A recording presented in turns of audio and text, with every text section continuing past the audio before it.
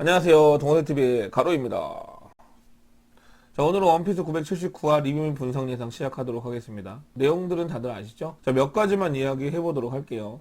본 내용 전에 이번화 표지에 대해서 좀 이야기하고 가도록 하겠습니다. 로라의 아버지 파운드가 탄 배하고 돈탄타족의 해적선이 보입니다. 혹시 모르는 분들을 위해서 준비를 했습니다. 자, 이쪽이 시폰이고요. 이쪽이 로라입니다. 파운드는 이 둘의 아버지고요. 빅만 편에서 오븐에게 죽임을 당하는 듯 보인 이후에 등장하지 않았습니다. 아마 살아있다고 해도 큰 부상을 입었을 것으로 보입니다. 그리고 옆에 보면 식물들이 엄청나게 크게 자란 섬이 보이거든요.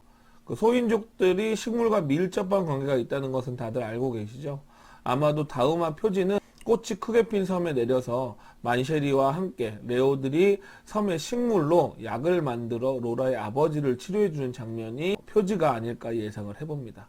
그럼 본 내용으로 넘어가도록 하겠습니다. 첫 번째는 야마토에 대해 이야기해보도록 하겠습니다. 우선 야마토에 대한 대략적인 예상 분석은 저번 영상에 있습니다. 이 영상이고요. 궁금하신 분은 한번 보셔도 될 것 같아요. 우선 징베와 로빈만 남은 이 장면에서 실루엣이 하나 보입니다. 지금까지 와노쿤이 스토리로 본다면 실루엣의 정체는 야마토일 확률이 크겠죠. 만약 야마토가 맞다면 야마토와 징베들의 위치는 대략 이쯤일 것으로 보여지는데요. 오니가시마 섬 입구와 매우 가깝습니다. 혹시 야마토는 축제를 틈타 출항을 하러 온 것은 아닌지. 하지만 루피들의 수상한 움직임을 보고 다시 성내로 루피들을 따라서 들어가 보지 않을까 예상을 해봅니다. 두 번째는 칸주로에 대해서 이야기해 보도록 하겠습니다. 오로치가 생각보다 치밀한 건지 아니면 칸주로를 언제든지 제거하려고 한 것인지는 잘 모르겠습니다. 아군도 모르게 칸주로를 심어놓고 칸주로는 오로치를 어떻게 찾아야 할지도 모르는 상황에서 오니가시마를 헤매고 있네요. 뭔가 배신자라는 부분에서는 열이 받는데 계속적으로 짠해 보이는 것은 왜인지 모르겠습니다. 오뎅도 이놈 때문에 죽었는데 말이죠. 근데 칸주로가 쿠로즈미가가 맞기는 한 걸지도 조금 의심이 돼요. 일단 그것도 나중에 밝혀지겠죠. 일단 칸주로와 모모는 이 작전의 중요한 포인트가 될 것 같고요. 모모가 단검을 주운 듯으로 묘사되는데 이걸 어떻게 사용할지도 좀 궁금합니다. 이 부분은 따로 한번 칸주로 내용은 제작을 해보도록 하겠습니다. 세 번째는 징베의 영입으로 변화된 밀짚모자 해적단입니다. 징베는 루피가 뛰쳐나갔고 조로가 루피를 따라갔으니 문제없다는 식으로 이야기를 합니다.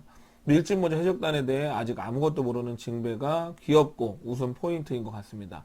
그런데 그런 점을 또 이용해서 징베에게만 이야기를 하고 나간 루피와 조로도 귀엽네요. 나미가 미리 알았다면 떡실신이 됐겠죠. 깊게 생각해보면 그것 또한 두 번째 웃음 포인트가 아닌가 싶습니다. 그런데 이 장면이 그냥 웃음 포인트로만 넘어갈 것이 아닙니다.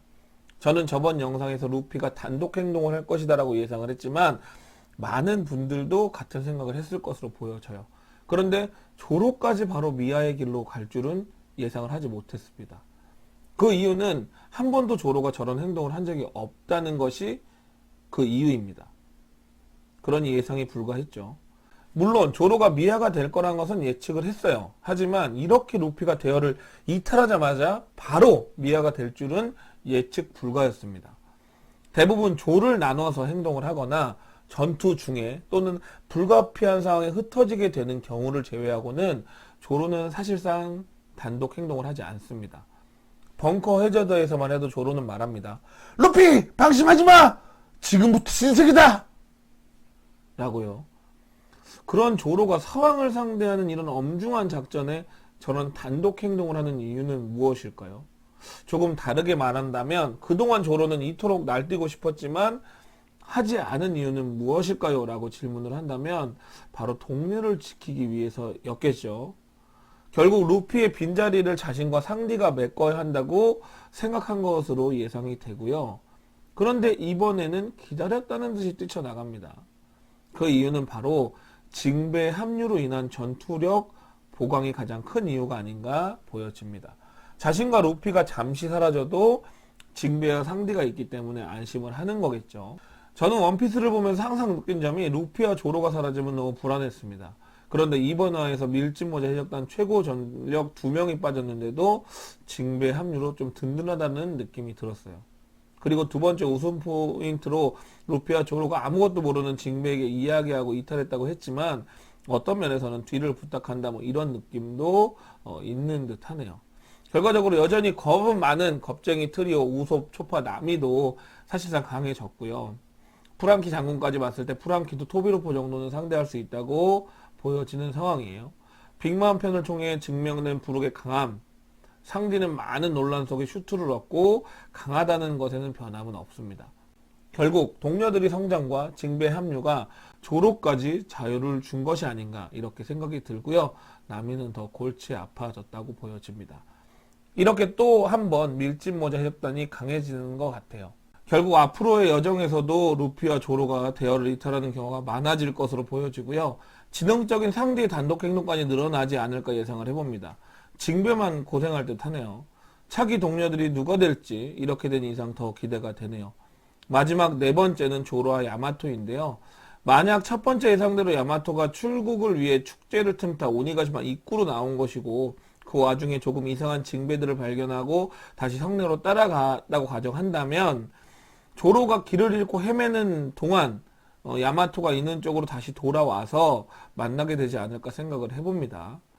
왠지 루피와 조로 중 야마토를 만나는 쪽이 더 주도적으로 카이도를 쓰러뜨리는 인물이지 않을까 이렇게 조심스럽게 예상을 해봅니다.